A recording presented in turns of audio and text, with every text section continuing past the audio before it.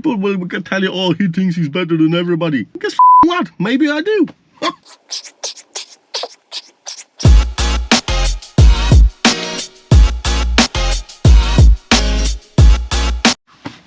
Guys, I'm gonna give you a whopper tip right now, right? Because people, they want the good stuff from life. They want the good car, they want the good stuff, right? But they're still doing all the stuff that all the broke people are doing. So my piece of advice for today is don't go where broke people go. You have to differentiate yourself from 95% of the public in the world if this is what you want. So if you want to be in the top 5 or top 10%, you have to stop going where normal people go. I mean, by normal, I mean average, right? People who make sense of living on a couple of £100 a week. That's what I'm talking about. Because this is what this channel is all about. I'm assuming if somebody is watching me, if somebody is watching this, they want better from life. Or you're my hater, I'll still love you too. But generally speaking, whoever is watching this, they want better from life. And my piece of advice is to don't go where broke people go. Don't eat what they eat. Don't watch what they watch. Don't drink where they drink. Don't drink with who they drink with. So you're gonna have to abandon a lot of people. That's what I'm gonna tell you, and this is gonna come naturally, right? Because I tell you, if I go out now and I start talking to somebody for more than 3 minutes, and we're not talking about making money, making myself better, making them better, or building an empire, after 3 minutes I'm losing interest. I am. You know, there's only very few people I would hang around with for more than 7 minutes. That's what it is. And guess what? People will call you ignorant. People will tell you, oh, he thinks he's better than everybody. Guess what? Maybe I do. Do you know what I mean? Maybe I do. Why do I put myself through hell on a daily basis? Because I want to be better. I put myself through hell on purpose. So how the hell am I the same? Well, I had this conversation, or should I say argument, with some girl. I was in this group, blah, blah, blah, and there was this message popped up on a group. Oh yeah, Lucas, but you don't respect people, you know? And I said, sure as I don't. I respect who deserves respect. Why would you respect everybody? Respect is not milk that you can buy for €1 in a shop, right? Respect needs to be earned, in my opinion, right? Why the hell would I respect somebody who doesn't do anything with their life? Like, I don't want to know these people, maybe. Is it ignorant? Works for me. That's my piece of advice for today. Pretty interesting day ahead of us. So what I have to do in the morning is, I was already in the office, I told the lads what to do for the day. Now I have to go around to see a couple of jobs, make sure everything is running smoothly. Then at 1 o'clock, Henry is finishing his tattoo and I'm going for my session. And tomorrow we're flying to Spain with the boys. Now, the bad news is that we're not going for leisure, we're going for work. So there's not going to be much fun involved. Although I was able to squeeze a couple of hours here and there. We're going to Spain to see a couple of suppliers. We're going to have a look at a couple of machines. We have a couple of meetings. Basically, we're upgrading our skills in the roofing game. That's what it is. So we're gonna bring the camera. We're gonna show you what we're doing as well. And now we're going to Terenure to see what the boys are doing. Then we're gonna head to Ashbourne. Then we're gonna swing by Navan, and then we're gonna swing by another job, and then we're gonna see you at the tattoo studio. I'm gonna tell you a very cool expression, a business expression that I use very often, right? And it's called burn the boats, right? What does that mean? Right, so if you can come up with an idea, or you come up with something and you make a plan to do it, in order not to give up, you have to have the burn the boats mentality. Burn the boats comes from, I think it was Alexander the Greatest, who was, by the way, one of the best generals. And this is also a lesson as well. You should always read biographies of cool, successful people from the past and see what's possible. Like, if those people were able to achieve all of those great successes without having a phone or an email, and you have all of those things and you're still doing nothing, maybe there's something wrong with you, you know? Anyway, Alexander the Greatest, when this guy was going to invade a new country, right? Let's say they were going to invade a new land. So he would get all his men onto the boats, they would swim to the new location, and then he would tell all of his men to get off the boats, go onto the land, and then he would set all the boats on fire in front of the men. And he'd tell them to look at the bloody boats, and we would scream, there is no going back, there is just win. We're here to win. I get goosebumps even thinking about it, literally, look. This is the mentality he had. And this is the mentality I do be trying to implement every time I'm starting a new business, or every time I'm implementing a new idea. So basically, I burn the boats. Everything that was up to this point is behind me, and in front of me is just a new goal. That's it, burn the boats. Don't accept any whatsoever. Don't listen to anybody unless somebody who's giving you the advice is clever and achieving getting more success than you. Because this is another topic here in itself, getting advice from broke people, especially when it comes to money. Isn't it a big paradox? Why the hell would you take advice from broke people? Majority of us do. And not to be insulting anybody, but usually we get it from our parents as well. Look, mom, this is my great idea. We're gonna do this and this. Oh Jesus, you better stop. Get this easy peasy job, you know. Very often we're put down by our own parents. Look, they don't want to do. It's just because they've never done anything as themselves, you know. Obviously, I'm talking about majority of cases. I don't want anybody jumping in the comments saying, well, you know, I know this guy, and I'm talking about the majority here, okay? So be careful who you share your ideas with. Best if you don't share them with anybody. They should be just shared between you and the pieces of paper that I showed you before. Write them down and tell bloody nobody. Because it's much better to be the doer than the talker. So if, for example, when you see this episode or you see me on any of my pages, do I often go, we will, or do I always say, we are? So first of all, I come up with the ideas, I put them into action, and then when I have some results, then I share them. I have this one friend, every time I see him, I'm making jokes about it at this stage, because I know this guy about 17 years. And every time he sees me, he's telling me how he's just after been applying for the driving license. No, he's never done it, you know. It's so hilarious. And the last time I saw him, I said to him, man, why don't you just do the driving license and then tell me about the results? You know.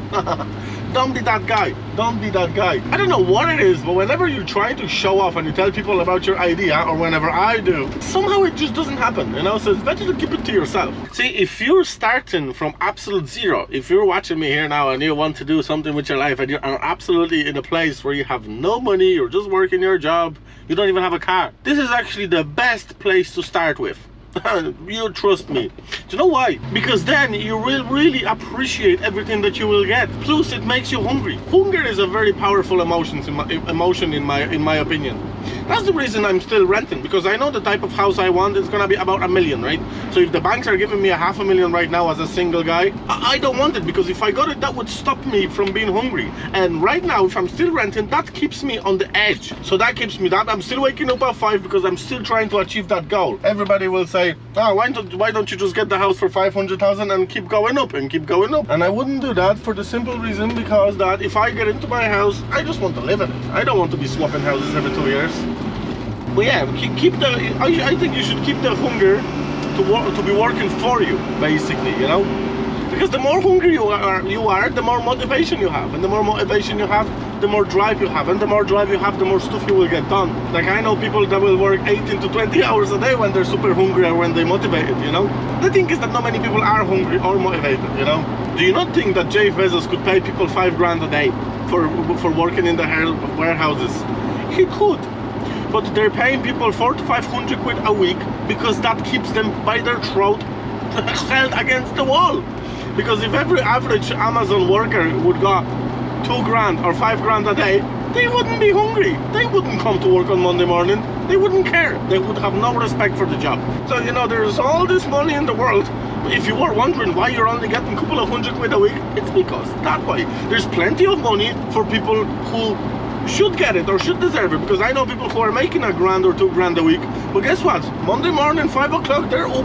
I also know people who are making 400 to 500 quid a week, and the moment they would start getting 1,000 or 2,000 quid a week, you wouldn't see them in work on Monday morning. I guarantee you that much. The people who are making money are the people who deserve to make money. That's my honest opinion. A lot of the things that I say here you might disagree with, and you might call me arrogant or something, but the thing about me is that I'm no filter. Whatever I think, I will express in those videos. Yeah. I'm at my first location. Here you have the boys. They are doing a roof over a restaurant, as you can see. So I'm gonna get up there, make sure everything runs smoothly, because we're supposed to wrap this job today, and then we're gonna bounce to another job. And I have a cool story to tell you just in a second.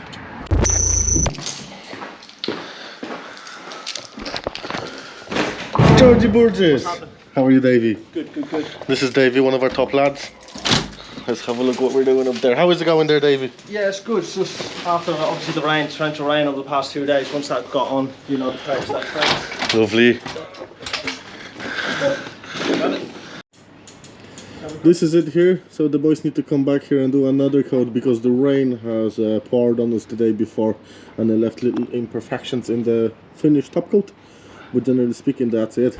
Have you got any snacks in the van? Food-wise? Yeah. No. You're useless. Yeah, so that's that. Just a small domestic job. Well, commercial, but small. We do a lot of this, but we never usually advertise for the small jobs because they come in, and anyway, it's the big ones that we want to advertise for. And that's something I would suggest for you to do as well. That's where the money is. Commercial jobs. And that's where less headache is as well. I'll tell you, the best decision I've ever made was to stop advertising for the small jobs and switch to the more commercial stuff rather than domestic.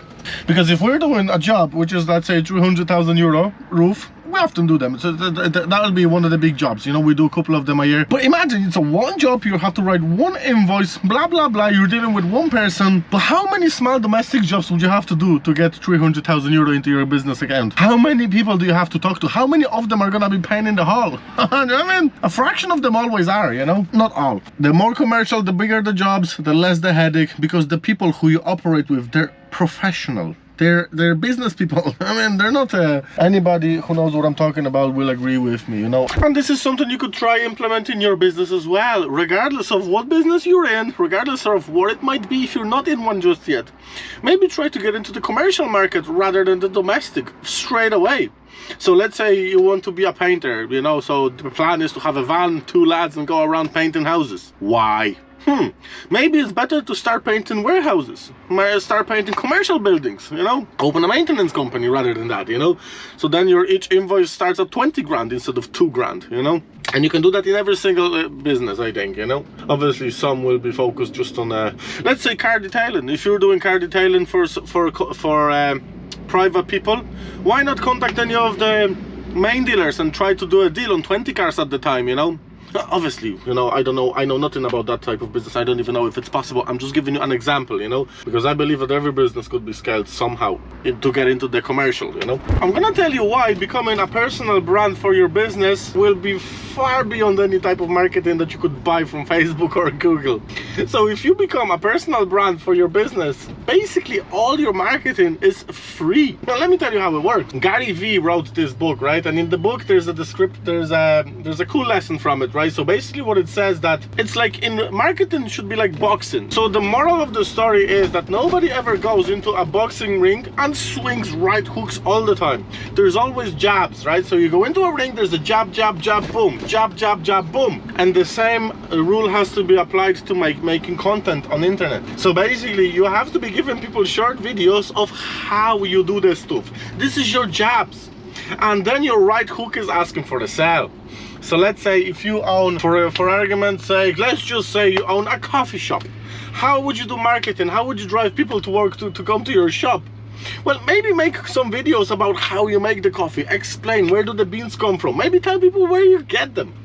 Give them a lot of details. You know, people are usually afraid to do that because they say, oh, what if somebody copies my business?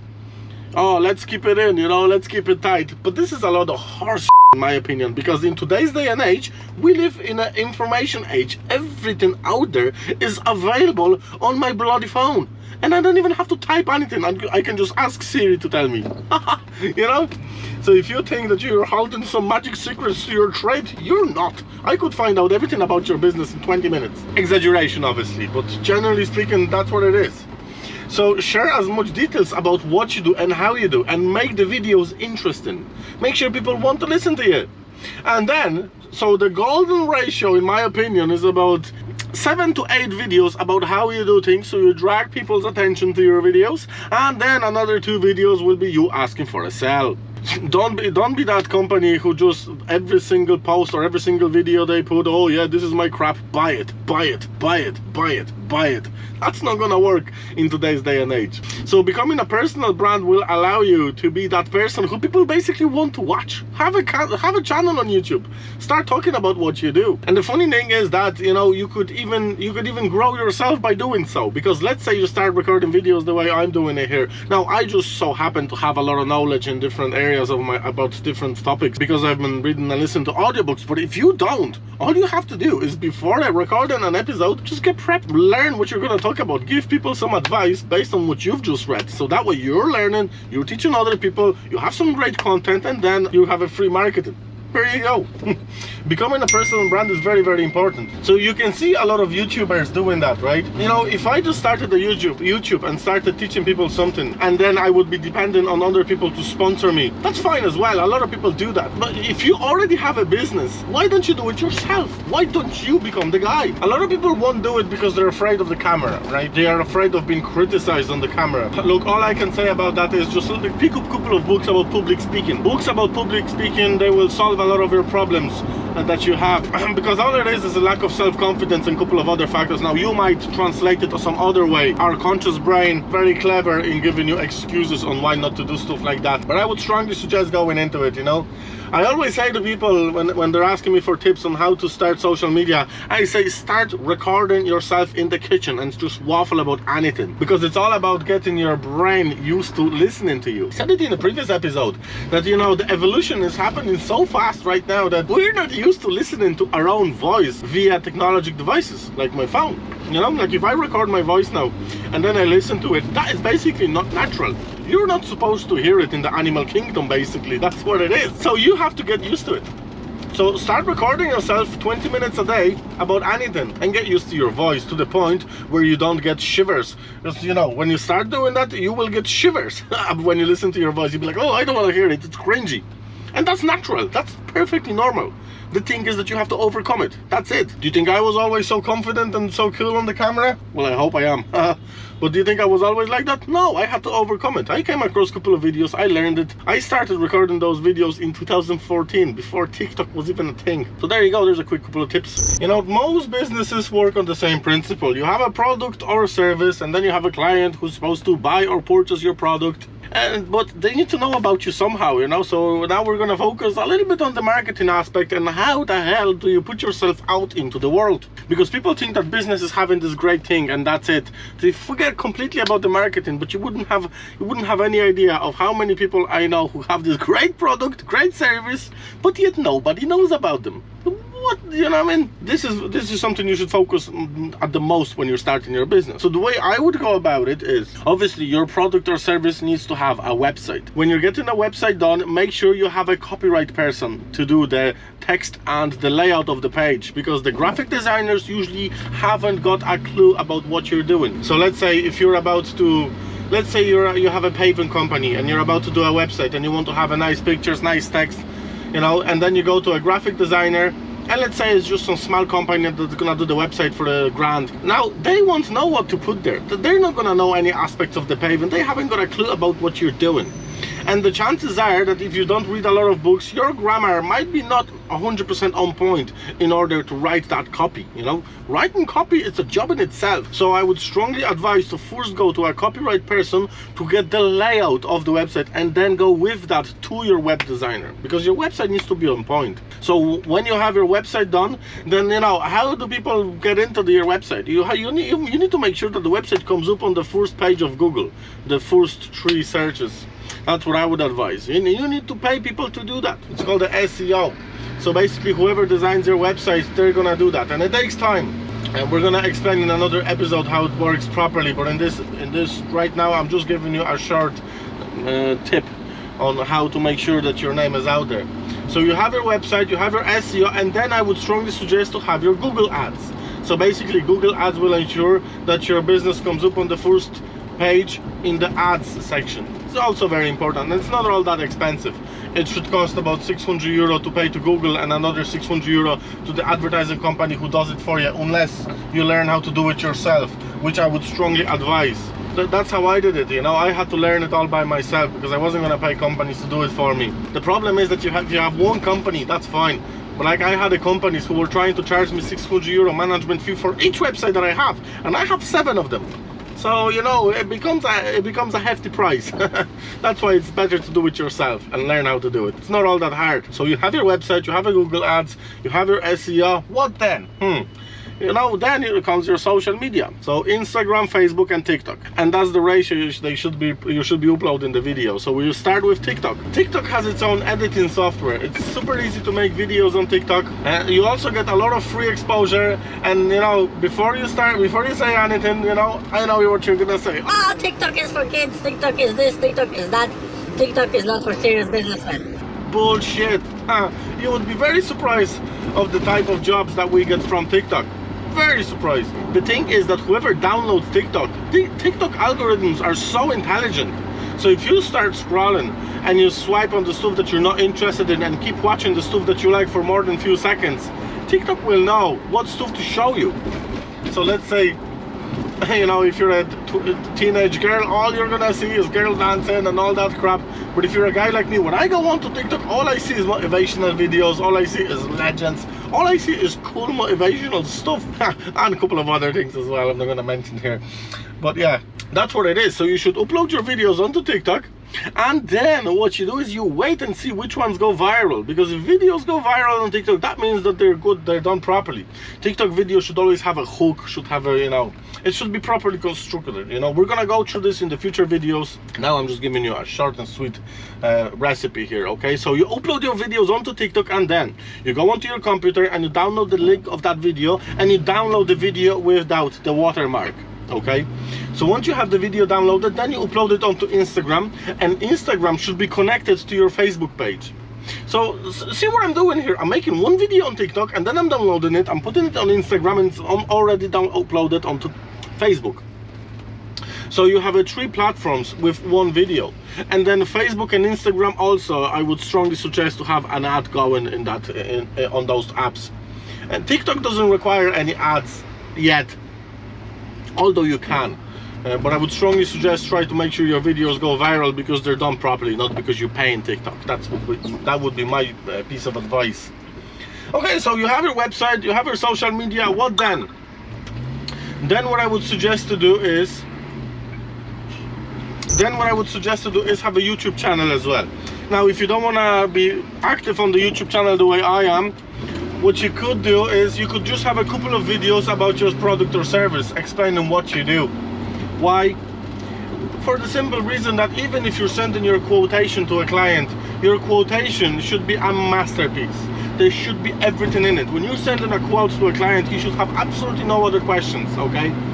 So you're saying what you do. This is a video of our previous jobs. This is a video introducing us and our staff.